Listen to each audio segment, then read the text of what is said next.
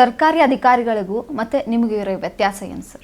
ಈಗ ಸರ್ಕಾರಿ ಅಧಿಕಾರಿಗಳಿಗೆ ಗೌರ್ಮೆಂಟಿಂದ ಸಂಬಳ ಬರ್ತದೆ, ಆಮೇಲೆ ಅವರಿಗೆ ಇನ್ಶೂರೆನ್ಸ್ ಇದೆ, ಲೋನ್ಗಳಲ್ಲಿ ಎಲ್ಲಿ ಬೇಕಾದರೂ ಅವ್ರಿಗೆ ಲೋನ್ ಸಿಗ್ತದೆ. ಆದರೆ ನಾವು ಒಂದು ಖಾಸಗಿ ಸಹಾಯವಾಣಿ ಮಾಡಿರೋದು, ನಮಗೆಲ್ಲೂ ಸಂಬಳ ಬರಲ್ಲ, ನಮಗೆಲ್ಲೂ ಲೋನ್ಗಳು ಸಿಗಲ್ಲ, ನಮ್ಗೆ ಯಾರೂ ಇದಕ್ಕನ್ನು ಬೆಳವಣಿಗೆಗೆ ಯಾವ ಸರ್ಕಾರಗಳು ಸಪೋರ್ಟ್ ಕೊಟ್ಟಲ್ಲ.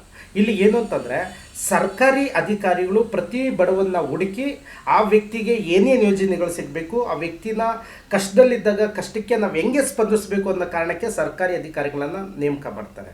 ಈಗ ಸರ್ಕಾರಿ ಅಧಿಕಾರಿಗಳು ಬಡವರ ಜೊತೆ ನಿಂತು ಸರ್ಕಾರಿ ಅಧಿಕಾರಿಗಳು ಪ್ರತಿ ಬಡವನ ಜೊತೆ ನಾನು ಇದ್ದೀನಿ ಅಂತ ಧೈರ್ಯ ತುಂಬಬೇಕಾದವ್ರೆ ಇವತ್ತು ಧೈರ್ಯ ತುಂಬ್ತಿಲ್ಲ. ಅದಕ್ಕೋಸ್ಕರ ನಾವೀಗ ಖಾಸಗಿ ಸಹಾಯವಾಣಿನ ಮಾಡಿ ಸರ್ಕಾರಿ ಅಧಿಕಾರಿಗಳನ್ನು ನೀವು ನಂಬಿದ್ರೆ ಜೀವನ ವೇಸ್ಟು. ಯಾವ ಸರ್ಕಾರಿ ಅಧಿಕಾರಿ ಹತ್ರ ಹೋಗಿ ನೀವು ನಿಮ್ಮ ಸಮಸ್ಯೆಗಳನ್ನ ಹೇಳ್ಕೊಂಡ್ರೂ ಕೂಡ ಯಾರೂ ನಿಮಗೆ ಸ್ಪಂದಿಸಲ್ಲ. ಇನ್ನು ಮುಂದೆ ಸರ್ಕಾರ ಮತ್ತು ಸರ್ಕಾರಿ ಅಧಿಕಾರಿಗಳ ಹತ್ರ ಹೋಗ್ಬೇಡಿ, ನಿಮ್ಮ ಸಹಾಯವಾಣಿ ನಿಮ್ಮ ಜೊತೆಗಿರುತ್ತೆ. ನಿಮ್ಮ ಸಮಸ್ಯೆಗಳು ನಮ್ಮ ಹತ್ರ ಹಂಚ್ಕೊಳ್ಳಿ, ನಿಮ್ಮ ಕಷ್ಟಗಳನ್ನು ನಮ್ಮ ಹತ್ರ ಹೇಳ್ಕೊಳ್ಳಿ.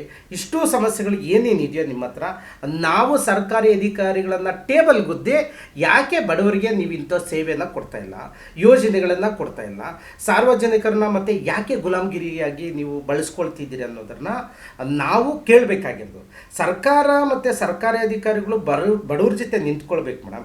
ಈಗ ಯಾರು ನಿಂತ್ಕೊಳ್ತಿದ್ದಾರೆ?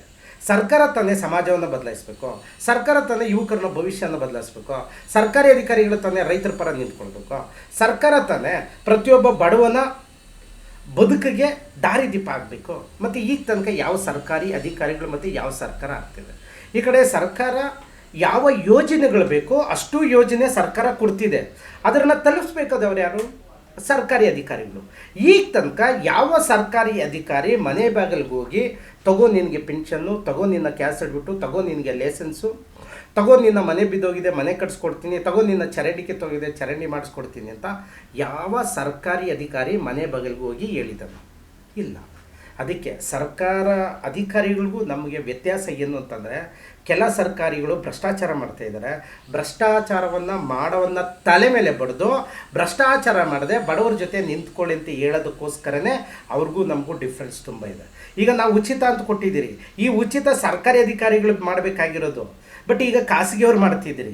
ಯಾಕೆ ಮಾಡ್ತಿದ್ದೀರಿ ಅಂತಂದರೆ, ನೊಂದು ಬೆಂದು ಜೀವನವನ್ನೇ ಬೇಡ ಅಂತ ಅಂದ್ಕೊಂಡಿರೋ ಯುವಕರು, ಬೇಡ ಅಂದ್ಕೊಂಡಿರೋಂಥ ಬಡವರಿಗೆ ಎಲ್ಲೋ ಒಂದು ಕಡೆ ಬದುಕಿಗೆ ದಾರಿ ಇದೆ ಅನ್ನೋದಕ್ಕೆ ಎಲ್ಲೋ ಒಂದು ಕಡೆ ಒಂದು ವೇದಿಕೆ ಬರಬೇಕು.